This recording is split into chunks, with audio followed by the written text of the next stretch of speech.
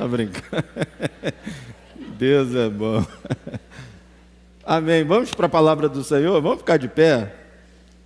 Quero que você abra sua Bíblia comigo no livro do Gênesis, no capítulo 47.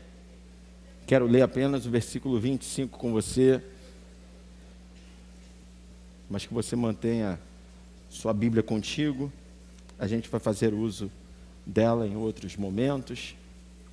Vamos falar sobre primícias, sobre a importância das primícias. Gênesis 47, verso 25, diz assim: eles disseram: meu Senhor, tu nos salvaste a vida, visto que nos favoreceste, seremos escravos do faraó. Vou ler de novo. Eles disseram: meu Senhor, tu nos salvaste a vida, visto que nos favoreceste, seremos escravos do faraó. Feche teus olhos. Senhor, nosso Deus, nosso Pai, nós te louvamos pela tua palavra, Pai. Clamamos, ó Deus, para que tua unção seja liberada sobre nós, a fim de que sejamos conduzidos pelo teu Santo Espírito. Deus, clamamos para que o teu sangue nos perdoe, nos limpe, nos lave de todo pecado, Senhor. A tua palavra diz que precisamos de mãos puras, coração puro, para entrarmos no santuário.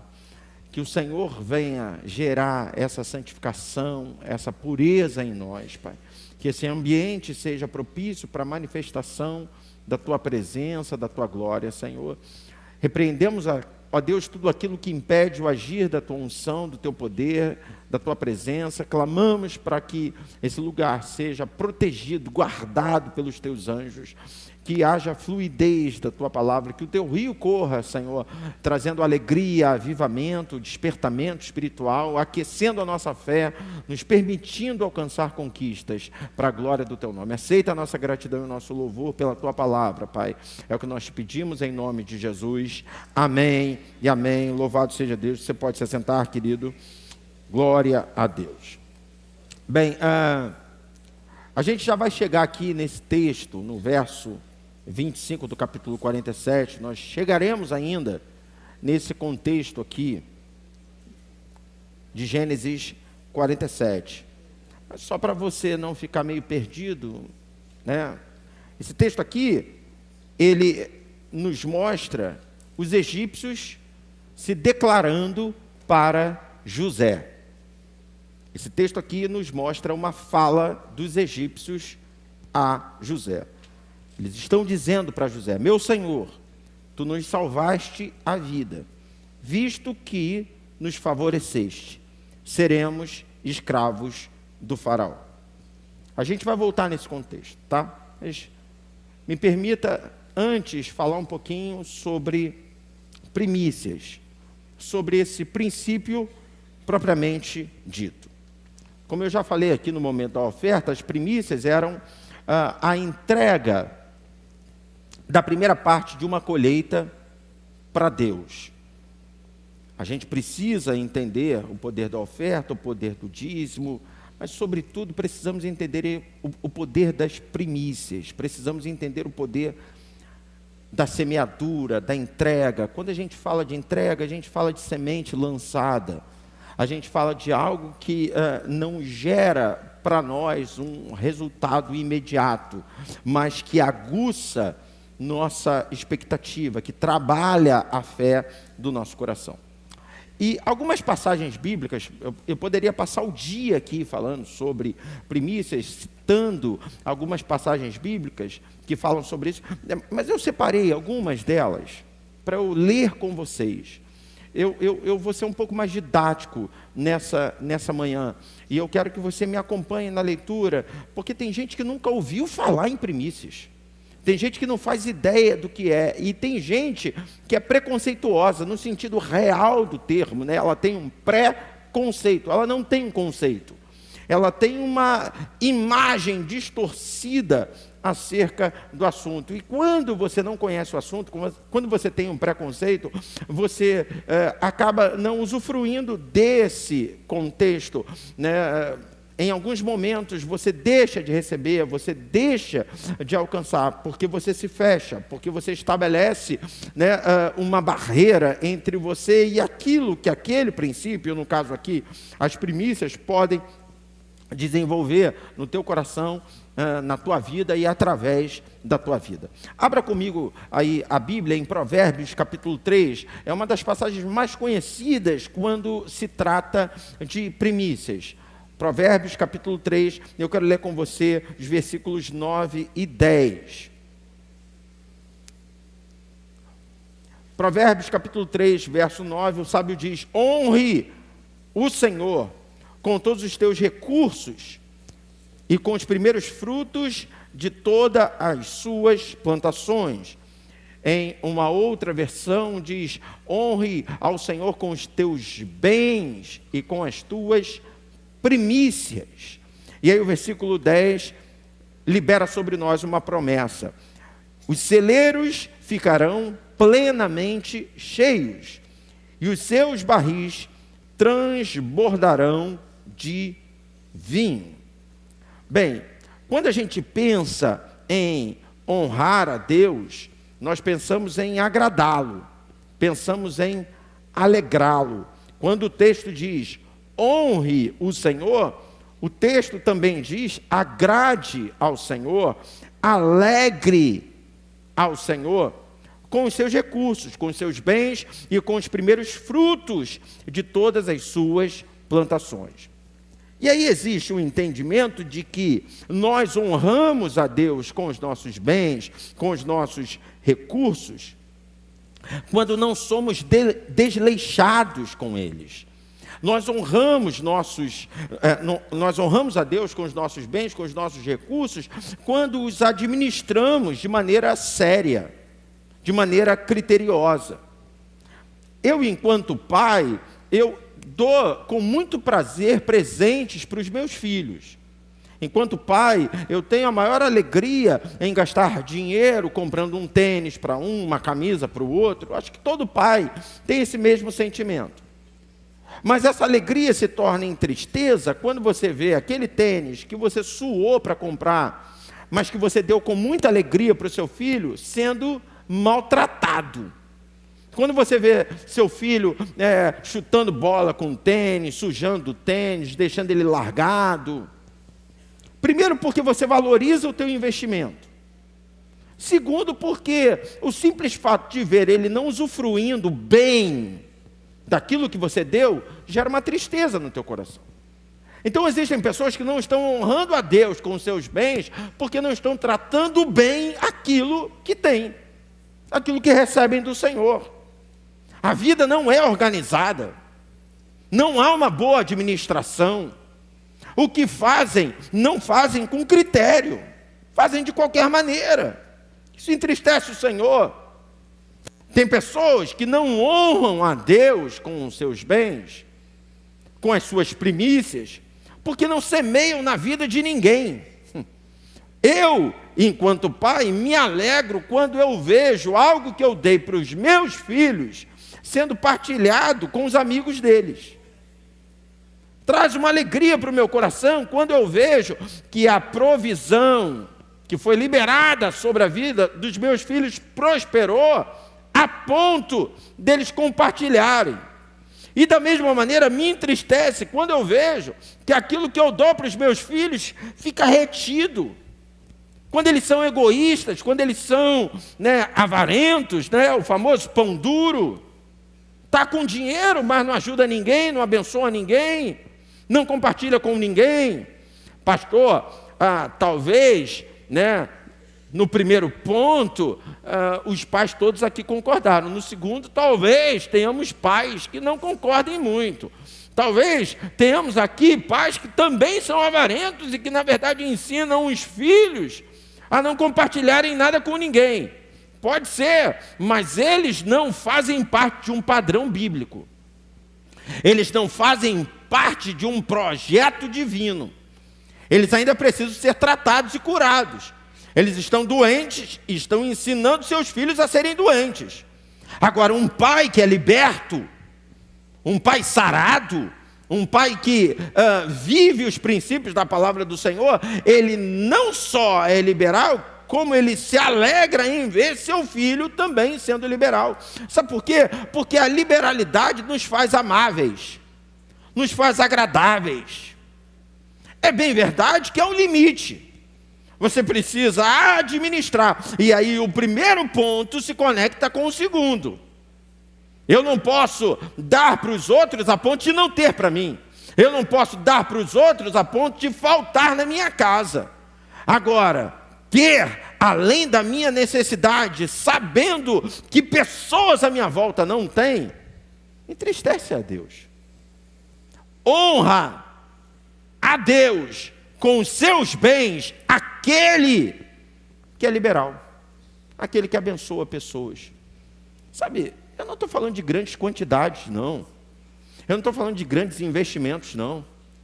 Às vezes é uma coisa muito simbólica. Hoje teve uma irmã que bateu na porta do meu gabinete e me entregou um cartão. Está lá, depois para você ver também. Pastor Samuel, pastora Denise, sua família, e um texto abençoado. Esse ano seja repleto da bênção do Senhor. Papapá, papapá, papapá, papapá. Ela gastou dinheiro para comprar aquele cartão. Ela gastou tempo para escrever naquele cartão. De repente, pode não significar muita coisa para um monte de gente, mas para mim, foi uma bênção. Foi uma bênção. E eu entendo que está dentro daquilo que ela pode. Está dentro das suas condições. Irmãos, por favor, eu quero que você limpe muito a sua mente, porque a gente está falando de primícias, e eu estou falando aqui, né, também enquanto responsável pela igreja. E eu não quero que você pense que o que eu estou falando aqui tem a ver com uma cavada, sabe, de entregas e ofertas. Não, limpa a tua mente. Eu sou pastor aqui, sou pregador aqui.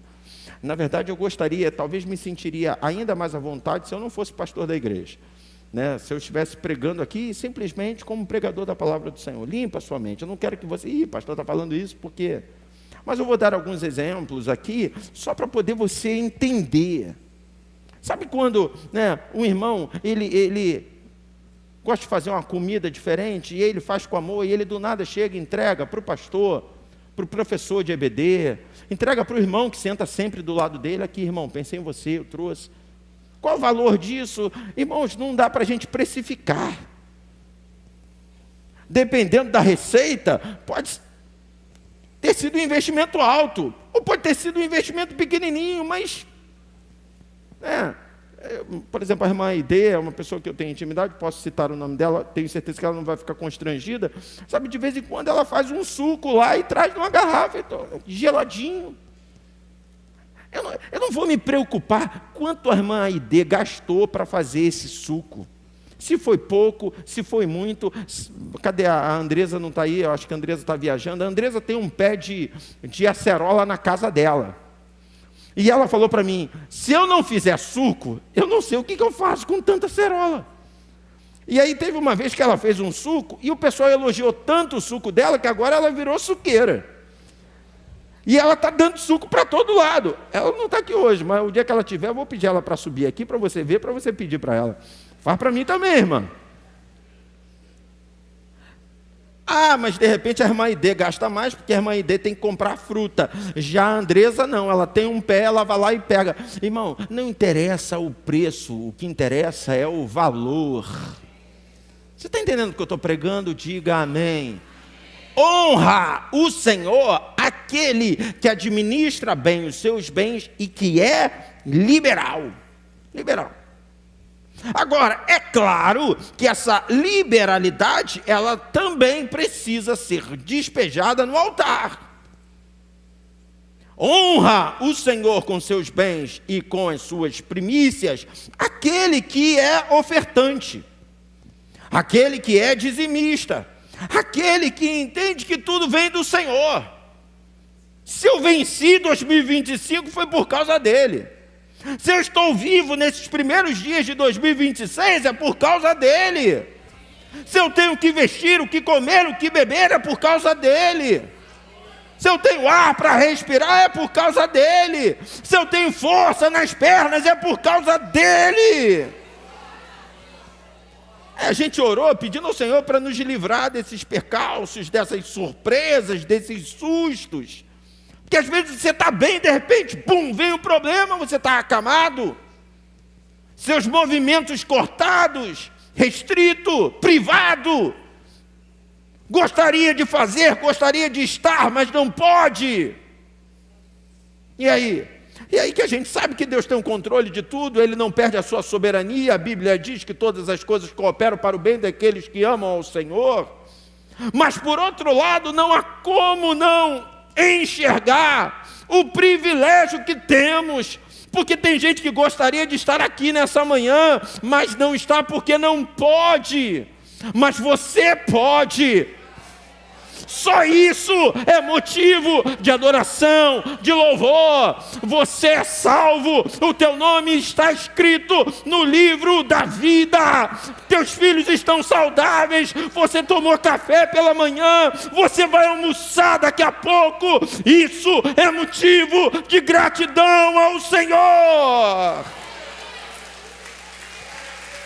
Honra a Deus com seus bens, com as suas primícias, aquele que entrega adoração. E aí vem a promessa do Senhor: ficarão plenamente cheios os teus celeiros. A gente está falando de plenitude, irmão. A gente está falando de ter tudo para fazer aquela determinada receita. Eu já dei esse exemplo aqui, sabe? Nunca fui de cozinhar, mas pandemia veio, mexeu com um monte de gente, e aí eu aprendi, ainda estou aprendendo a fazer algumas coisas. Mas eu sou muito limitado, eu sou muito preso à receita. Eu não tenho a expertise, da minha esposa, não tenho a expertise das irmãs que cozinham há muito tempo para substituir elementos.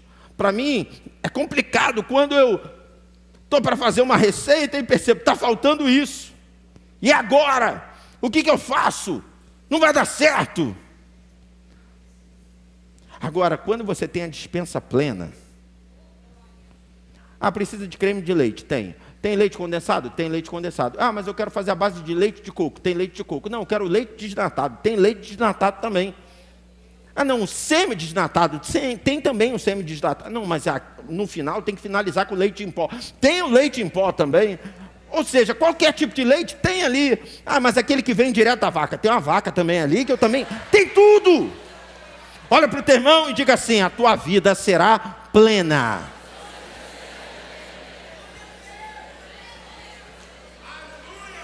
Você crê nisso? Dá glória a Deus. É promessa, irmão. É promessa. É promessa de Deus. Agora, não para por aí, porque diz: seus celeiros ficarão plenamente cheios e os barris transbordarão. E aí, irmão, quando a gente está falando transbordar, sabe quando você está muito feliz, alguém pergunta assim para você: ei, está tudo bem? Você diz: eu estou que não me aguento. É porque está transbordando. Segura na mão do seu irmão e diga assim: eu tenho tanto que vai sobrar para você, irmão.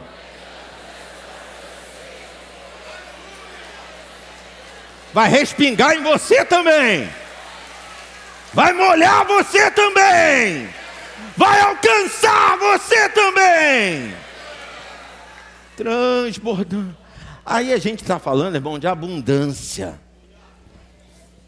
A gente está falando, sabe, sobre aquele que nunca deixa ninguém pagar a sua conta. Ele sempre paga a conta de todo mundo. Mas por quê, pastor? Porque está transbordando. Tem gente que é tão muquirana, é tão avarenta, que não pede para transbordar porque não quer pagar para ninguém. Só que presta atenção, quando tu está transbordando, pagar para os outros não faz a menor falta para você. Eu estou falando de transbordando, não cabe mais em mim. Eu posso doar, eu posso entregar, porque eu tenho tanto. Você crê que 2026 vai ser esse ano para você? Diga amém. Honra ao Senhor. Honra ao Senhor com os teus bens, com as tuas primícias. A palavra de Deus em Lucas capítulo 5 nos mostra, que primeiro encontro de Jesus com Pedro. Você imagina, Pedro tentou a madrugada inteira, trabalhou, cansou e tal, não pescou nada, está ali lavando as redes para poder guardar. Aí chega Jesus: me empresta teu barco. É o quê? É, porque eu quero pregar, eu quero afastar um pouquinho o barco, e eu vou fazer ele de púlpito, de palanque, para o pessoal se organizar aqui nas margens e me ouvir direito. Calma aí, eu estou cansado, né, irmão? Pô, trabalhei a madrugada toda, não pesquei nada, tu está me vendo, eu estou lavando rede. Aí você quer que eu te empreste o barco, espere você acabar com o culto, para depois ir para casa? O pedido parece simples, irmão, mas tem pedido que chega na hora que a gente mais quer, ou menos quer, sabe? Você está cansado, estou indo embora, dá para voltar aqui rapidinho? Calma aí, agora. Trabalhou o dia inteiro, já está entrando no carro, já está no ponto para fazer sinal para o ônibus, daqui a pouco o celular toca, o patrão, dá para tu voltar aqui rapidinho? É o quê? Voltar aqui rapidinho, estou precisando da tua ajuda. Hã? Pedro, tá bom, usa aí. Fico imaginando o Pedro lá assistindo ele pregando. Falou que ia pregar rápido, meu Deus do céu. Caramba. Vai acabar essa mensagem não? Porque eu não vejo em momento nenhum na pregação de Jesus, pelo menos relato bíblico, qualquer tipo de troca de Pedro com Jesus ou de Jesus com Pedro. Jesus não fala nada para Pedro e a Bíblia não relata nada que Pedro esteja sentindo. Eu tenho para mim realmente que até aquele momento o Pedro está distraído, ele está cansado ainda pensando na madrugada. Não peguei nada. Só que ao mesmo tempo ele primiciou na vida de Jesus no início da manhã, nas primeiras horas do seu dia, quando ele estava pensando em guardar a rede. Agora o barco significava uma nova tentativa, a velha já tinha passado. Nessa hora Jesus vem e pede o barco dele. Vai, usa. Quando acaba o culto, irmão, Jesus, obrigado, tá? Demorou, né? Tá bom, volta para o mar. É o quê? Volta para o mar. Não, a gente tentou a madrugada toda. Vai lá, mas agora vai debaixo da minha palavra. Lança a rede. Eu acabei de dizer que vai transbordar. O que aconteceu com as redes? As redes transbordaram. Era uma pesca tão maravilhosa que a rede já estava se rompendo de tanto peixe. Eles tiveram que gritar para outros barcos encostarem para ajudar eles tirarem a quantidade de peixe que estava saltando na rede deles. Eu não sei se você está recebendo essa palavra, mas eu estou declarando não a partir do meu entendimento, mas a partir da profecia bíblica. A tua vida vai transbordar de uma maneira surreal. Vai ter gente tendo que te ajudar a armazenar aquilo que você vai alcançar e receber. Você tentou a madrugada, não deu certo, mas agora você está debaixo de uma palavra, e debaixo de uma palavra não vai dar certo não, vai dar muito certo. Eu quero declarar mais uma vez, primeiro domingo de 2026, esse ano é o ano da ampliação, vai crescer e vai multiplicar. Louvado seja Deus. Então é plenitude e transbordar. Repita comigo, plenitude e transbordar. Agora abra comigo a Bíblia, Ezequiel capítulo 44. Vou ler a partir do versículo 28 com você. Vamos ler juntos. Profeta Ezequiel capítulo 44, verso 28. É um outro texto que ilumina o princípio das primícias. Diz assim: eu serei a única herança dos sacerdotes, vocês não lhes darão propriedade alguma em Israel. Eu serei a sua herança, eles comerão as ofertas de cereal, as ofertas pelo pecado e as ofertas pela culpa. E tudo o que em Israel for consagrado ao Senhor será deles. O melhor de todos os primeiros frutos, em algumas versões diz primícias, e de todas as contribuições que vocês fizerem pertencerá aos sacerdotes. Vocês darão a eles a primeira porção de sua refeição de cereal moído, para que, repita comigo, haja bênçãos sobre suas casas. Preste atenção, a expressão para que haja, ela lá no original também pode ser lida como para que repousem. Ela também pode ser lida como para que permaneçam. para que fiquem em sua casa. Aqui a promessa é promessa de permanência. Não é uma bênção que vem e vai, é uma bênção que vem e fica. Ou você vai ser profeta sobre a vida do seu irmão, segure na mão dele e diga: nesse ano, Deus vai dar um basta nessa história de um dia estar tudo bem e no outro tudo mal. Um dia com dinheiro e no outro sem dinheiro. Diga: esse ano a bênção, a provisão, a prosperidade e a riqueza vai permanecer.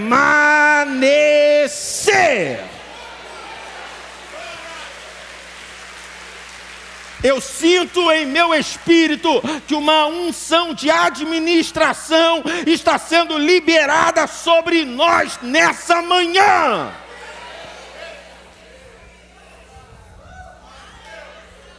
Poder assertivo aumentado, Deus te dando a visão certa. Porque tem gente, meu Deus do céu, um dia ele está bem, um dia ele está mal, um dia ele tem dinheiro, outro dia ele não tem dinheiro, um dia ele está andando de Uber Black, outro dia ele nem dinheiro para o ônibus tem. Pastor, mas isso é bíblico, a palavra de Deus diz que nós estamos numa terra de montes e de vales. Então um dia a gente está bem, um dia a gente está mal. Irmão, a Bíblia diz que o povo saiu do Egito rumo a Canaã e andou no deserto sem que as suas sandálias se desgastassem. Isso é permanência da provisão. A Bíblia diz que ninguém podia guardar o maná de um dia para o outro, porque senão apodrecia. Porque Deus garantia, todo dia vai cair maná fresco. Você pode até andar numa terra de montes e de vales, mas Deus é o mesmo. E se Ele é o mesmo sobre a tua vida, a provisão dEle permanece, continua. Há uma promessa: permaneçam, para que permaneçam bênçãos sobre as suas casas. Agora, você me viu lendo aqui os primeiros versículos, não primeiros, mas os versículos anteriores ao versículo 30, que é o versículo onde há a promessa embutida, e eu li para dar o contexto do texto. E nesse contexto você viu que havia uma ordem para que a oferta fosse dada aos sacerdotes. Eu não posso deixar isso passar. Por quê, pastor? Porque há um movimento religioso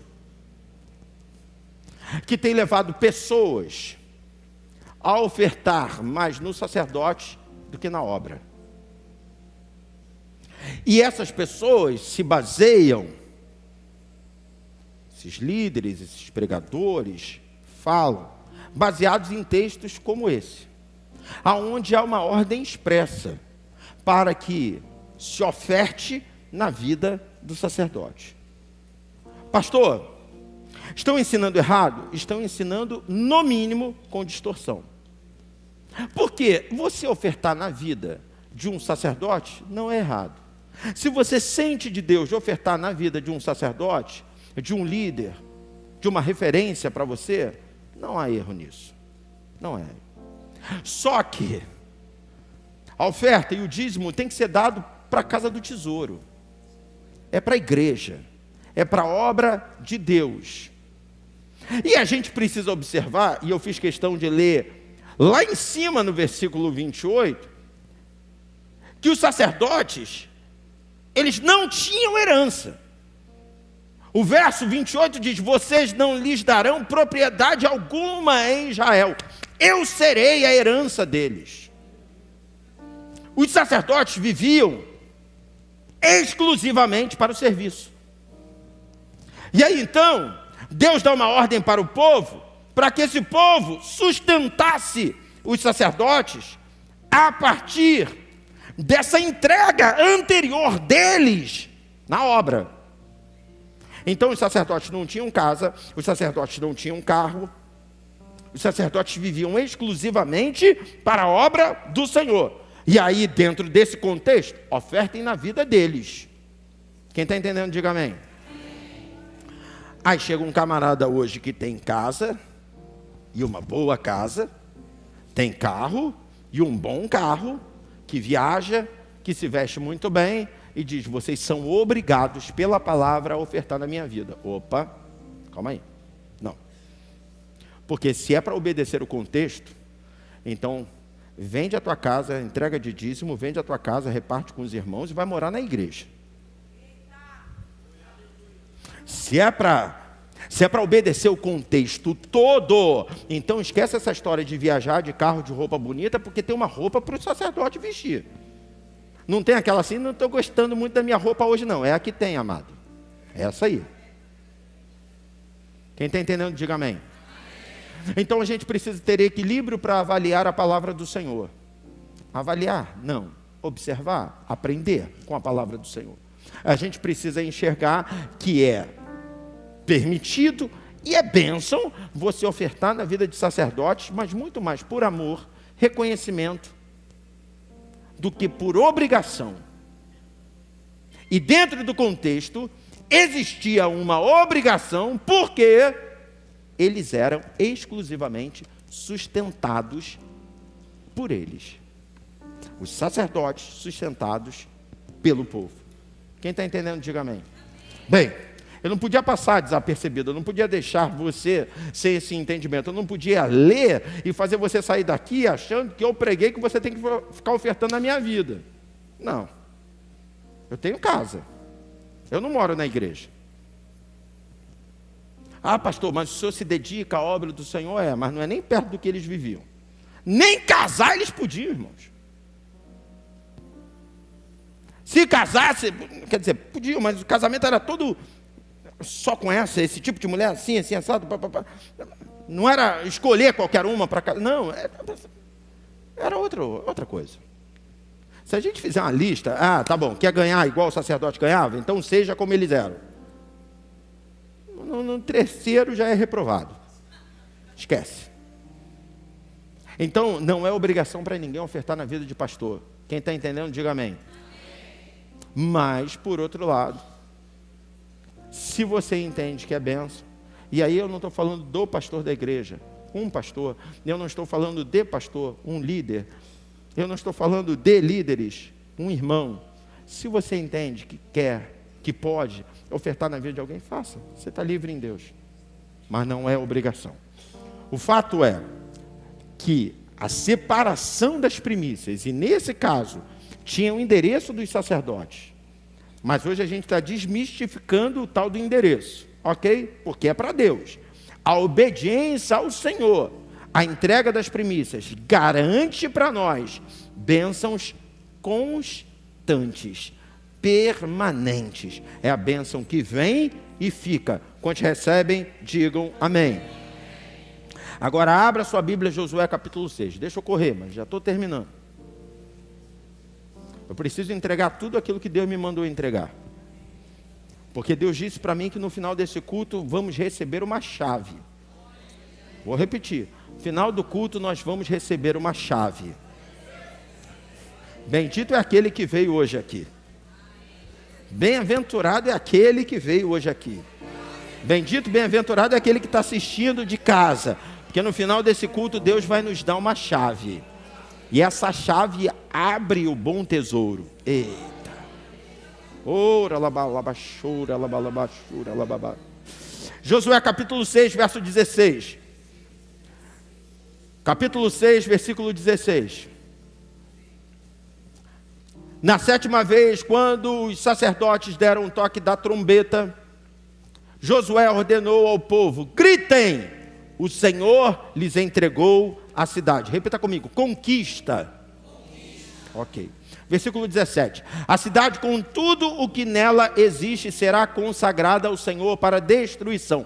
Somente a prostituta Raabe e todos os que estão com ela em suas casas serão poupados, pois ela escondeu os espiões que enviamos. Mas fiquem longe das coisas consagradas, não se apossem de nenhuma delas, para que não sejam destruídos. Do contrário, trarão destruição e desgraça ao acampamento de Israel. Toda a prata, todo o ouro e todos os utensílios de bronze e de ferro serão sagrados e pertencem ao Senhor, e deverão ser levados para o seu tesouro.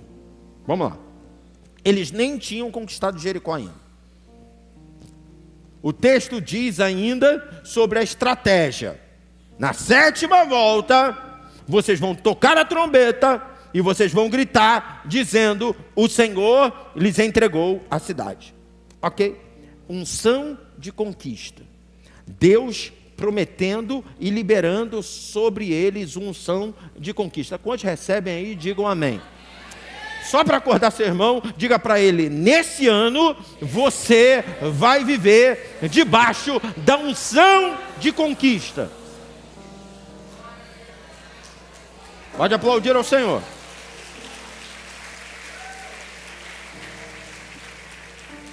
Mas,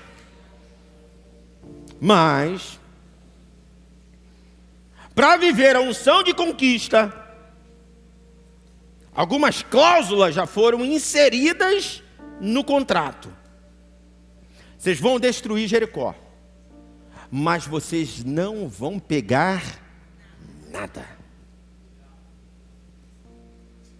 a não ser ouro, prata, bronze e ferro.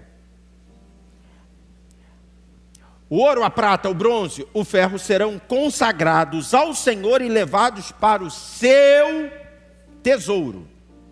O resto, não peguem nada. E você conhece a história. O negócio é tão sério que Deus cumpre a sua palavra, a trombeta toca, eles gritam e as muralhas caem. Os habitantes de Jericó são exterminados, Deus só poupa Raabe e sua família. Tudo é destruído. A Bíblia diz então que o exército pega o ouro, a prata, o bronze e o ferro e leva para a casa do tesouro de Jeová, Javé, do Senhor. Você vira a página. Depois de Jericó, o exército enfrenta Ai. Israel enfrenta o exército de Ai. Uma derrota terrível. Exército muito menor do que o de Jericó. Josué vai orar. O que aconteceu? Por que a gente venceu Jericó e a gente não conseguiu vencer Ai? Porque tem coisa escondida aí. E aí, para a gente ganhar tempo, todo um processo, eles chegam em Acã. Acã escondia debaixo da sua tenda ele escondia uma capa. E 90% das pessoas que são perguntadas acerca desse texto respondem exatamente isso. Ele escondia uma capa. Porque a capa era a presença do diabo na sua tenda. A capa era um objeto consagrado ao diabo, trazido por Acã, escondido dentro da sua tenda. Quando a gente analisa esse texto, a aplicação prática é de pessoas que trazem para dentro da sua casa objetos, coisas, atitudes que são consagradas ao diabo. Aí não entendem porque não prosperam, não entendem porque não vencem, porque tem dentro da sua casa objetos, situações, atitudes, ações, hábitos consagrados ao diabo. O Espírito da revelação vem e ilumina para que haja uma quebra de maldição. A gente bota fogo, a gente joga fora, a gente ora, a gente expulsa, para que o diabo não tenha mais legalidade sobre essa casa, essa família, sobre essas pessoas. Quem está comigo, diga amém. Só que eu disse que 90% das pessoas respondem o que ele escondia era uma capa, mas não era só a capa. Elas se esquecem, porque a capa ela aponta logo para o que, para o que damos de legalidade para o diabo dentro da nossa casa. Mas não era só capa. O texto diz que ele também escondia ouro e prata. Pastor, a capa era do diabo e o ouro e a prata do Senhor. Porque tem gente que acha que traz maldição para a tua vida quando esconde a capa. Sim, traz. Mas também traz quando esconde o ouro e a prata. Tem gente que acha que quando tem coisa do diabo dentro da sua casa, a maldição é estabelecida. Está certo. Mas quando tem coisas que não é sua, é do Senhor dentro da sua casa, a maldição também é estabelecida. E tem gente que não está entendendo e está escondendo dentro da sua casa, retendo dentro da sua casa aquilo que não é seu, aquilo que é do Senhor. E eu preciso ser profeta, eu tenho que falar a verdade para você. Eu não posso dizer para você é seu, pode ficar. Não. Se você quiser ficar, é problema teu. Se você acha que é teu, é problema teu. Mas eu te afirmo, não é teu, é do Senhor. E se é do Senhor, entrega para Ele. Não retenha. Porque o Espírito, Ele está querendo gerar em você liberdade para Ele agir. Mas na mesma, não sei se na mesma medida, porque o diabo é infinitamente menor. Mas pelo menos com muita força, o diabo também está tentando fazer com que você retenha. Porque aí ele tem legalidade. Entrega não. Essa história de dízimo, de oferta, esse negócio de primícia, isso é papo furado do pastor, isso é para a igreja enriquecer, é para o pastor ficar andando de carrão. Graças a Deus eu não tenho carrão. Mas mesmo se eu tivesse, às vezes uma coisa não tem nada a ver com a outra, sabe? Às vezes, pode ser que lá fora, em algum lugar, tenha. Mas em muitos lugares não tem. O que você entrega nada tem a ver com o que o pastor veste, com o que o pastor dirige. Mas o diabo ele vai se apegar em qualquer coisa para tentar te convencer. É igual ele fez com Adão e Eva. Não posso comer não. Ele disse que vocês não podem comer de árvore nenhuma não. Ele disse que eu posso comer de todas, só não posso comer daquela. Vai lá, come. Quem está ouvindo aí e recebendo, diga amém. Deus quer que você viva esse ano debaixo de uma unção de conquista. Aí você ganha um povo que todo mundo dizia que você não ganhava. Um povo que todo mundo dizia que você não conseguia. Você vai lá e ganha. Aí você começa a pecar e reter aquilo que é de Deus. Aí você vai para um que é pequenininho. Todo mundo diz, esse vai ser fácil, você perde. Você sabe que Deus está falando com pessoas aqui, né? Porque tem gente que já viveu essa realidade, já se perguntou, por que eu ganhei aquele e esse aqui eu perdi? Porque naquele você estava debaixo de obediência, aqui você está debaixo de desobediência. Libera, não é seu, não pertence a você. A gente está falando de primícia, foi o primeiro povo a ser vencido por Israel. Eles atravessaram o Jordão, eles se acamparam em Gilgal, e o primeiro povo que eles venceram foi o povo de Jericó. Essa prata, esse ouro pertence ao Senhor, primícia. Acã escondeu. E aí, irmão, peguem Acã e peguem todo mundo. Só que assim como aconteceu com Acã, assim como aconteceu com Jonas, as pessoas que estão à sua volta e que estão sofrendo por tua causa, sem ter culpa, uma hora vão te jogar no mar. Uma hora vão te apedrejar e te queimar junto com a sua família inteira. Sabe por quê? Porque ninguém quer ficar sofrendo por tua causa sem ter culpa. Começa a se afastar de você. Não, sai de perto dele, sai de perto dela, porque a maldição está nele. A maldição está nela. Irmão, não existe nada pior do que a gente ser discernido pelo ímpio. Jonas foi discernido pelo ímpio. Pessoas que nem crentes são, mas que olham e percebem assim, o erro está nele. Sai de perto dele. E você está agarrado aí nesse ouro e nessa prata. Só para acordar teu irmão, diga para ele assim, não te pertence. Para a gente terminar, a gente volta ao Gênesis. A gente volta aos dias de José. Qual era o contexto? O contexto é que o administrador José, porque a palavra de Deus diz que Faraó tem um sonho. E aí José interpreta o sonho. E isso impressiona a Faraó a ponto de Faraó o colocar como governador sobre o Egito. O sonho se cumpre. 7 anos de fartura. E José poupando, guardando. Os celeiros de Faraó lotados. Aí vem então os 7 anos de pobreza, fome. Os egípcios começam a desesperar. Abra aí, Gênesis 47.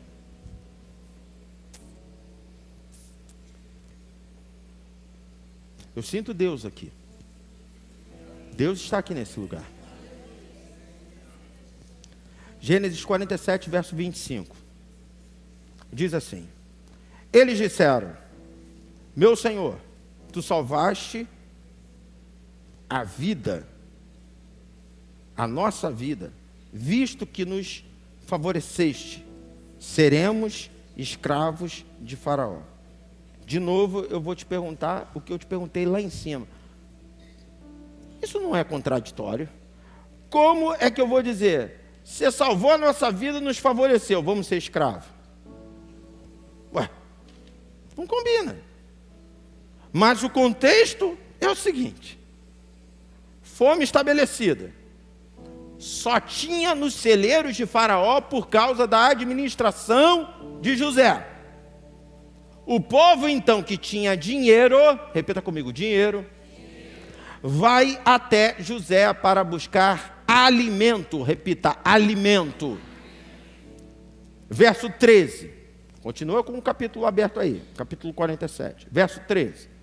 Não havia mantimento em toda a região, pois a fome era rigorosa. Tanto o Egito como Canaã desfaleciam por causa da fome. E José recolheu toda a prata que circulava no Egito e em Canaã, dada como pagamento do trigo que o povo comprava, e levou-a ao palácio. Olha para mim, entendeu?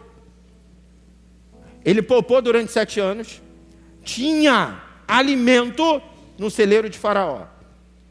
A fome veio e assolou, devastou o Egito e Canaã, que ainda não era a terra do povo de Deus. O povo então foi na porta do palácio procurar José. Para quê, pastor? Para comprar alimento. O texto diz que veio para a mão de José toda a prata que circulava no Egito e em Canaã. Acabou o dinheiro, eles gastaram todo o dinheiro comprando alimento. Repita comigo, alimento. Beleza. A gente segue. Verso 15. Quando toda a prata do Egito e de Canaã se esgotou, todos os egípcios foram suplicar a José: dá-nos comida, não nos deixes morrer, só porque a nossa prata acabou. José lhes disse: tragam então os seus rebanhos, e em troca lhes darei trigo, uma vez que a prata de vocês acabou. Trouxeram a José os rebanhos, e ele deu-lhes trigo em troca de cavalos, ovelhas, bois e jumentos. Durante aquele ano inteiro, ele os sustentou em troca de todos os seus rebanhos. Primeiro, acabou o dinheiro. Gastamos tudo comprando alimento. Só que o alimento acabou. E agora? José, nos ajuda. Vocês têm rebanho, me entreguem. Cavalo, jumento, bois, ovelhas. Gastamos todo o nosso rebanho para comprar alimento. Repita comigo, alimento. É a fome, pastor. É a fome. Como é que a gente vai fazer? A fome veio, dinheiro. É justo, digno. Estou gastando dinheiro para comprar comida, alimento. A fome, pastor. É melhor eu ter alimento do que ter rebanhos. Eu vou entregar tudo, é o que temos, é o que sobrou. Versículo 18. O ano passou, conseguiram se sustentar um ano. E no ano seguinte voltaram a José dizendo: não temos como esconder de ti, meu senhor, que uma vez que a nossa prata acabou e os nossos rebanhos agora lhe pertencem, nada mais nos resta para oferecer, a não ser nossos próprios corpos e as nossas terras.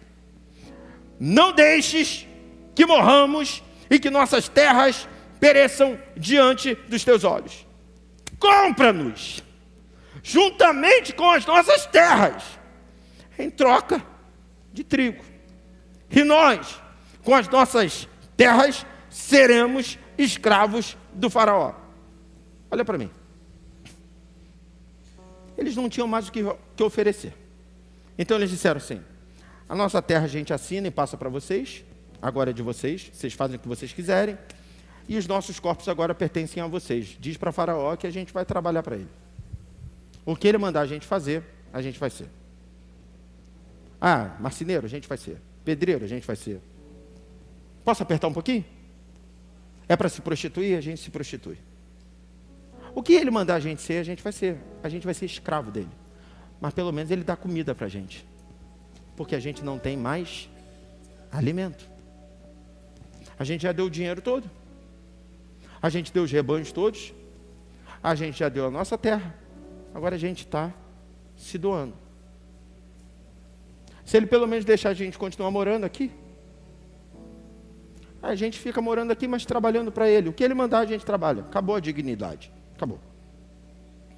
Acabou o sonho, acabou o projeto. Agora quem pensa por eles é faraó, quem manda neles é faraó, quem projeta através da vida deles é faraó.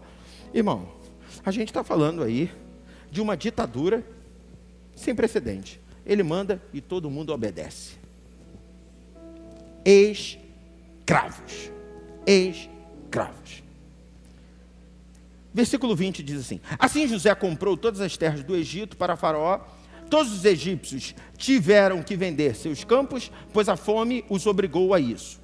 A terra tornou-se propriedade de Faraó. Ou seja, o Egito inteiro, todas as propriedades, todas as terras, todas as casas. Você imagina assim, guardando as devidas proporções, é porque é muito difícil a gente avaliar, analisar diante do nosso quadro político. Mas é como se o presidente da República, como se o Lula se tornasse dono de tudo que é nosso. E não só se tornasse dono de tudo que é nosso, se tornasse dono da gente. É como se ele dissesse assim: Samuel, esquece, você não vai ser mais pastor, eu quero que agora você seja pintor. Nada contra ser pintor, mas é como se ele mudasse qualquer tipo de perspectiva, expectativa, pensamento, projeto, sonho, acabou. Quem manda sou eu, quem sabe sou eu. Foi exatamente o que aconteceu. Versículo 23, vem comigo. Então José disse ao povo: ouçam, hoje comprei vocês e suas terras para o faraó. Aqui estão as sementes para que vocês cultivem a terra. Repita comigo: sementes. Verso 24. Mas vocês darão a quinta parte das suas colheitas ao faraó. Os outros 4/5 ficarão para vocês, como sementes para os campos e como alimento para vocês, seus filhos e os que vivem em suas casas. Eu não sei se você entendeu, mas o tempo inteiro eles gastaram dinheiro, rebanho, corpo, terras, querendo alimento.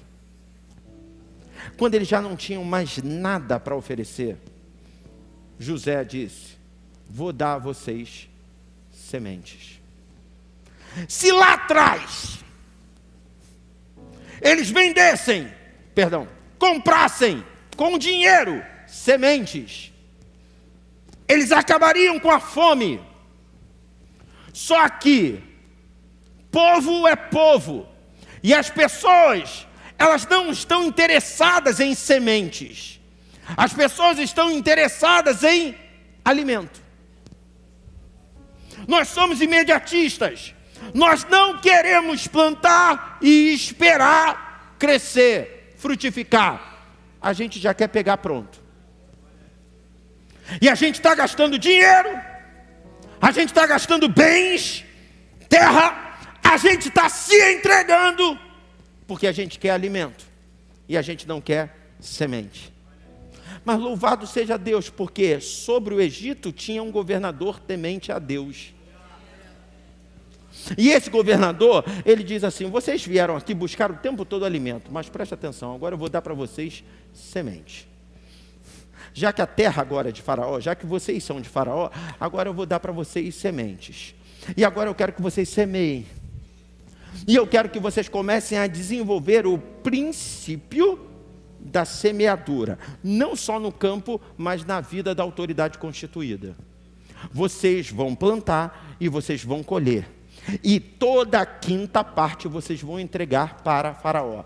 20% do que vocês recebem, vocês vão entregar para Faraó. Sabe, queridos, dentro desse contexto, a gente poderia pensar assim: não, mas Faraó é a pessoa do diabo. Como é que a gente vai entregar na mão de alguém que não tem nada a ver com Deus? Na verdade, a pessoa de Faraó é o que menos interessa. O que interessa é o princípio da fidelidade, porque fidelidade organiza a nossa caminhada. Quem entende o princípio da semeadura não fica duro, não fica sem dinheiro de repente, do nada, não, porque ele organiza a sua vida. A sua vida é pautada não só na emoção, mas sobretudo na razão, porque a semente, ela fala muito mais de razão do que emoção. Quem semeia, semeia entendendo a terra que está semeando, respeitando o sol, respeitando a chuva, entendendo o tempo que leva para a semente dar fruto, entendendo o tempo que leva para aquele fruto de fato ficar maduro.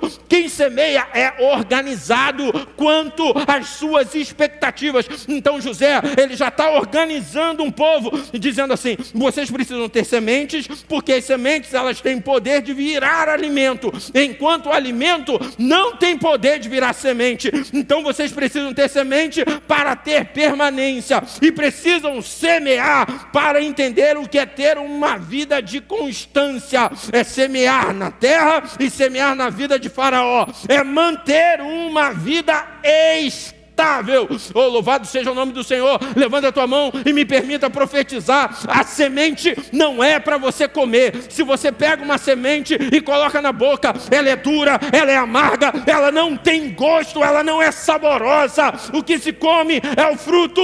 A semente é para semear, e quem entende o poder de uma semente jamais fica sem alimento. Aquele povo esperou e só foi entender quando já estava escravo. Mas eu, como pastor, quero declarar e profetizar: aqui ninguém vai se tornar escravo para entender o poder de uma semente. Aqui Deus revela o poder de uma semente para que ninguém se torne escravo. Você não vai ser escravo do trabalho, você não vai ser escravo do dinheiro, você não vai ser escravo de ninguém. Existem pessoas que estão escravizadas à moda, escravizadas ao costume, escravizadas a pessoas que vivem sempre em função dos outros. Deus hoje está estabelecendo libertação e liberdade sobre a sua vida. A semente não está na mão do pastor, a semente não está na mão do prefeito, do governador, não está na mão do presidente, a semente está na tua mão. Oh!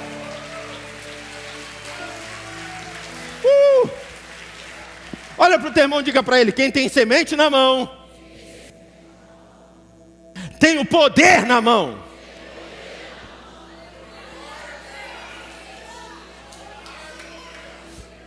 Você está dependendo de quem? Eu só dependo do Senhor. É Ele que controla o sol, a chuva, porque a semente eu tenho. Eu vou colocar, Deus vai mandar aquilo que eu preciso, e no tempo certo eu vou colher. Semente, poder de uma semente. Semente na obra do Senhor. Primícias, primeira parte. Semente na vida de alguém. Semente que muda pessoas, independente das circunstâncias. Você quer exercitar? Quantos querem exercitar aí? Diga amém. Olha para o teu irmão e diga: tem uma semente aí na sua mão.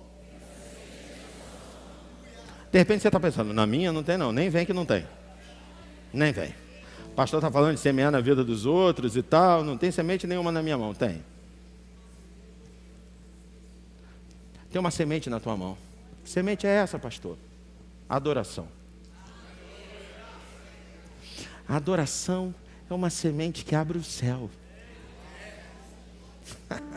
Eu não tenho nada. Ano novo a gente cantou, final de ano a gente cantou, está todo mundo cantando, né?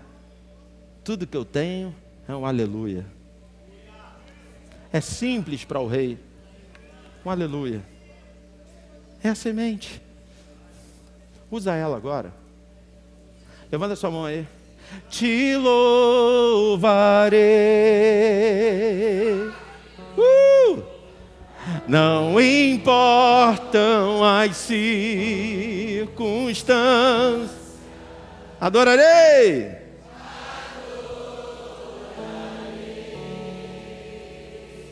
Somente a ti, Jesus. Mais uma vez, levante a sua voz, levante suas mãos, declare: te louvarei, te louvarei.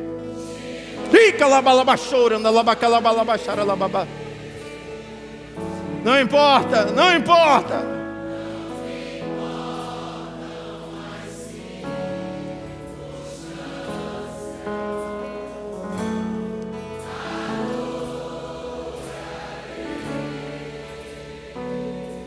Somente a ti, Jesus.